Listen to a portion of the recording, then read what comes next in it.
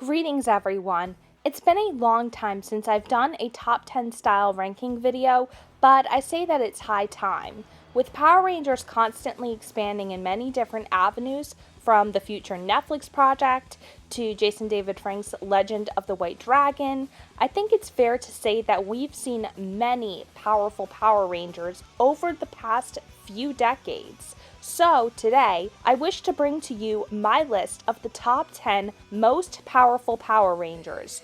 But keep in mind, I won't be just necessarily putting these Rangers on this list in terms of how connected they are to the morphing grid and what kinds of powers they've had over the years, but also their charisma levels, how they were as leaders, and what kind of impact they left behind, and how they've influenced things. So let's begin with my list of the top 10 most powerful Power Rangers. Number 10. Jen Scotts. Now, like I said, I'm not necessarily just ranking these characters by the types of powers they have, but also by charisma and the influence they've displayed and how this has impacted things like other shows and even the comics. And Jen Scotts is one of these examples. I've personally fallen in love with her character after reading Sins of the Future, a book I highly recommend, because it further reinforces why Jen is so powerful. She's powerful in terms of her leadership capabilities and her influence. She has a strong mental capacity and is the very first female to lead a Ranger team, taking the Time Force Rangers back to the year of 2000 to take down Rancic and his army of mutants, all the while grieving and mourning the death of her original Red Ranger / fiancé Alex Drake, the ancestor of Wesley Collins, whom she develops a rather shaky yet very loving romance with. She's not only an expert in hand-to-hand combat, but she's also wicked with her blaster and she knows how to get the job done, and she's extremely skilled at compartmentalizing. That alone makes her pretty powerful in my book. It goes to show how strong women can be. And I'm all for characters then power women. Number 9, Andros. Now, this was tough because I debated whether or not Zane should take the number 9 spot, but then I realized Andros and Zane have the same abilities of telekinesis anyway, so I feel in this case it doesn't necessarily matter all that much. But with Andros, I feel that he's just a little higher on the ranks than the first Silver Ranger. Just because Zane was the first Silver doesn't mean he's any more powerful than Andros. Because in my opinion, what makes Andros so powerful isn't just his telekinesis, but rather his mind, since he showed how capable he was of fixing Alpha 6 when he encountered the Turbo team. And he and Tommy Oliver were the ones to gather up the Reds for the Forever Red mission to stop what remained of the Machine Empire, except how he managed to restore those Red Ranger morphers, well, we'll get to that much later, because I think we all know who should secretly get credit for that. Number 8, Justin Stewart. Now, I know what you all are probably thinking, Justin Stewart, but let me explain here. Sure, Justin was the blue Turbo Ranger acting as a replacement for Rocky after Rocky idiotically injured himself training for the martial arts tournament by performing a poor spinning heel kick. But Justin proved that he can hold his own in battle at just the age of 12. The kid was extremely skilled in karate, and above all, what was most powerful about him was his mind. Justin was a certified genius and could do things that even Billy Cranston was probably incapable of doing, skipping several grades ahead and going to high school when he should actually be in the 7th grade.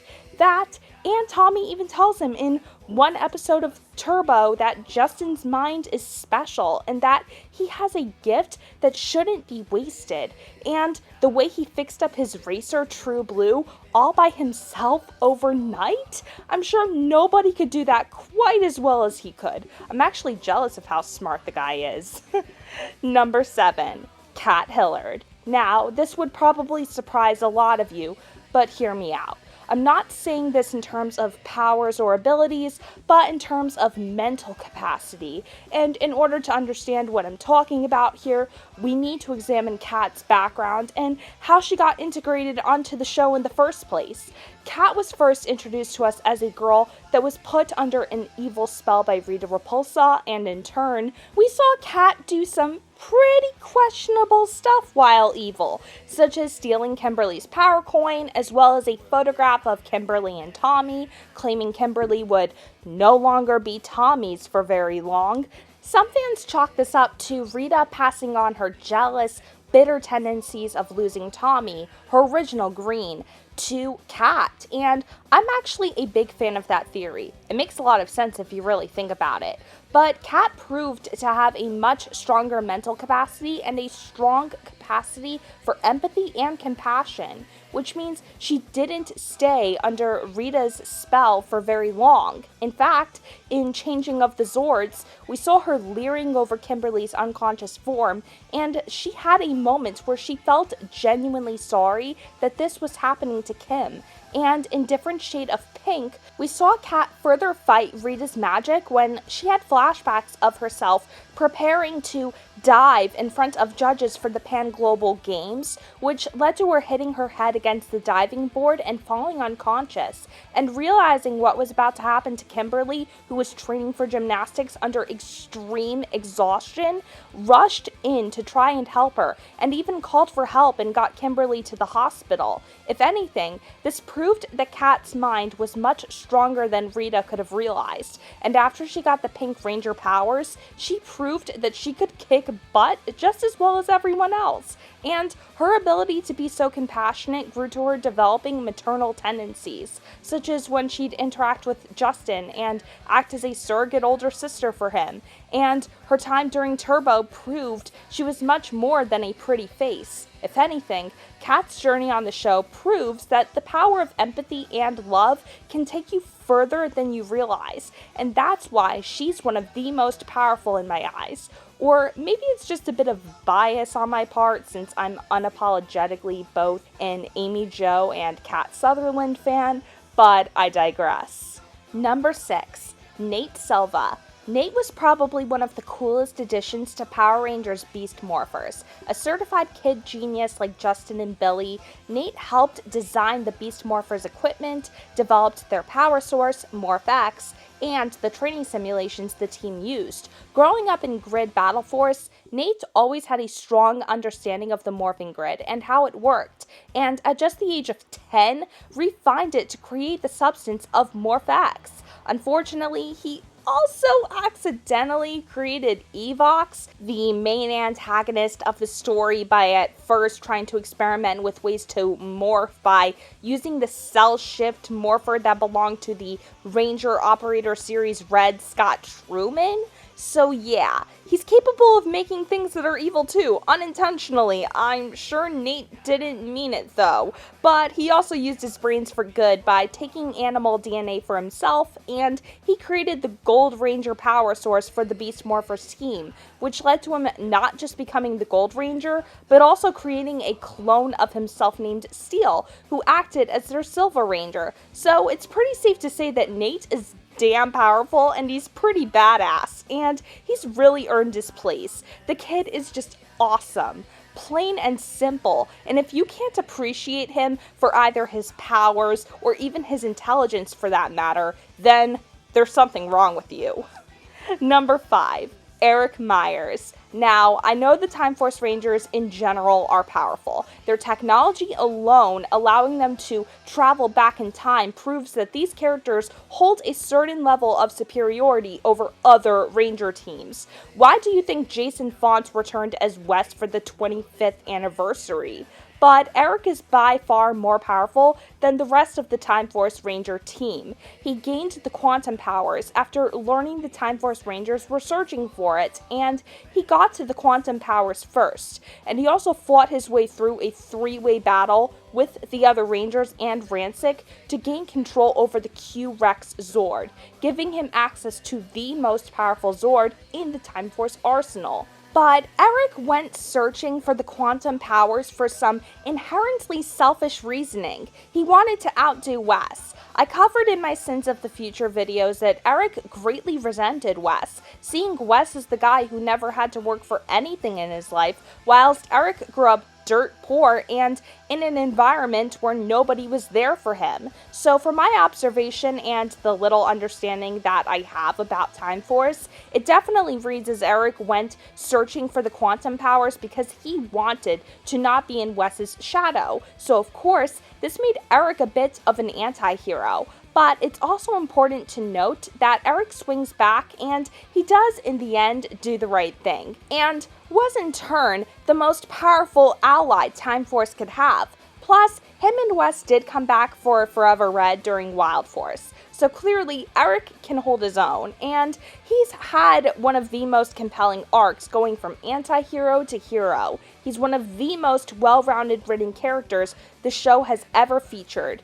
Number 4. Jason Lee Scott. Alright, I have a feeling that the ASJ fans will come after me for putting Jason Lee Scott lower on the list than Tommy Oliver, but hear me out here. As a fan of both ASJ and JDF, it's safe to say both these guys are amazing leaders and extremely powerful Rangers. Jason was the very first Red, though according to the comics this isn't the case entirely because Grace Sterling was Earth's first Red. A lot of fans debate whether the comics should be considered canon, but I do, and I digress. Jason is one of the most powerful Rangers out there because of his resilience, his charisma. He's proven time and time again that he's got a strength not many can match. And when Zeo brought him back to be the Gold Ranger, lots of fans were extremely happy about this, but I'm going to cover why I don't think that this was the best choice when we approached number 1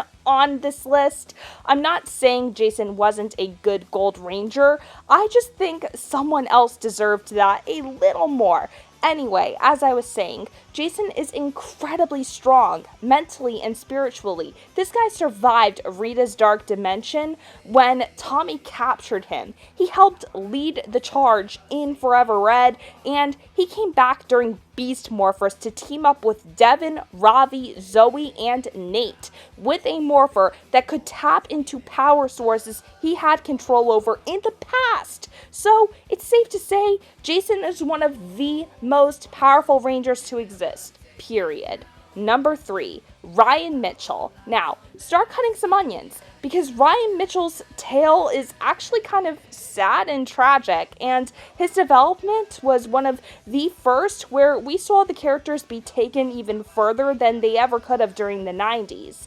Lightspeed Rescue stands the test of time. It handled more mature themes such as a lack of self-esteem, hints of PTSD from past childhood traumas. Looking at you, Carter, Trial by Fire is the episode that always makes me cry. And if you don't cry watching that, then I'm sorry. There's something wrong with you. You have no soul.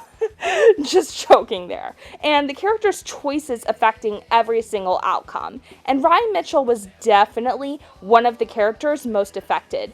Kidnapped at a young age during a car accident by Diabolico and pulled away from his father and his sister, Diabolico said that he would raise the young Ryan up until he turned 20 years old. And through years of torture and imprisonment, Ryan was eventually made the villainous Titanium Ranger and was forced into fighting his own little sister Dana in battle. But eventually, Ryan did come to his senses and he returned home, only to be forcibly given a cobra tattoo that caused him physical and mental agony and would eventually kill him if it reached his neck. And then Ryan ended up killing the real cobra that cursed him, and this allowed him to morph freely without Diabolico keeping a hold on him. But Ryan has proven himself to be much more resilient, both mentally and physically, and between that and his super cool powers, he definitely deserves the number 3 spot on this list. Number 2, Tommy Oliver.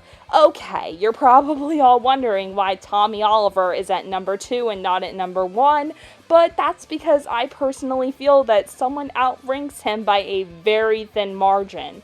That doesn't negate the fact that Tommy is extremely OP to begin with, having fought the likes of Lord Zed to save Kimberly and fought back against Rita when she used him as her Green Ranger, gained the power of the White Light, which led to him leading the team, piloted the Ninja Falcon Zord with Zeo Ranger 5, the Red Turbo Ranger, and the Black Brachiosaur Ranger in Dino Thunder. The guy has held way too much power over the years. He's freaking Technicolor.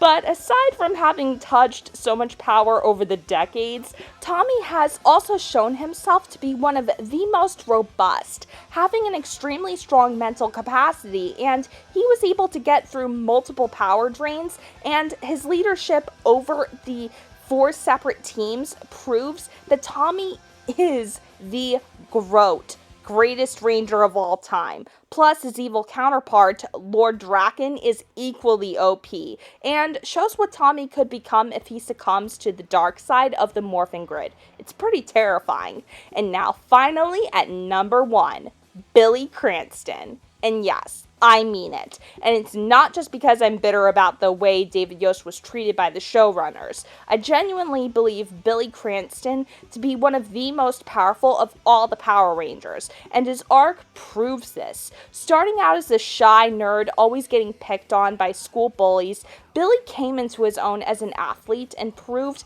that he's 10 times more than textbooks and science experiments. He was the original Blue Ranger, sticking through 3 whole seasons and eventually giving his Zeo Crystal to Tanya Sloan, stepping down to become an advisor, which I actually feel was a huge downgrade to his character and was really the beginning of the showrunners pissing on him, and why I feel he should have been the Gold Ranger instead of Jason, considering Jason left for Switzerland, and who stuck around from the start when everyone else left? Billy. And because of Billy's brains, many have their theories that he's responsible for the SPD Ranger's power source, but I think it runs a lot deeper than that. There's a part of me secretly hoping that Billy might have left Aquitar, went to college, became an FBI agent, and in turn helped establish various Ranger teams. How the hell do you think Captain William Mitchell could have gotten the technology for the LSR Rangers unless someone in the government knew about the Power Rangers? And I personally think he was the one who helped Andros build the morphers for the Forever Red mission on the moon. Who else could have possibly done that? And I'm, for one, in favor of the theory that Billy is the Phantom Ranger. I truly believe that 100%. That's it. I'm saying it here. Billy Cranston is the Phantom Ranger. This is not a conspiracy theory. The people out there need to know the truth. No, I'm totally kidding. But in all seriousness, Billy Cranston deserves a lot more respect than he'd gotten. And with David Yost working on writing a series for Netflix called Power Rangers Quantum Continuum, who knows what kinds of doors will be open for Billy's character with Yost in the writer's seat. Maybe Yost will give Billy the role we all know he truly deserves. I sure hope so. So that's why Billy is in the number 1 spot. His wits and his intelligence are on par with characters like Nate and Justin, and I firmly believe that if David Yost expands his role in Quantum Continuum, imagine what that would do. It would change everything we know about not just Power Rangers, but Billy's character as well.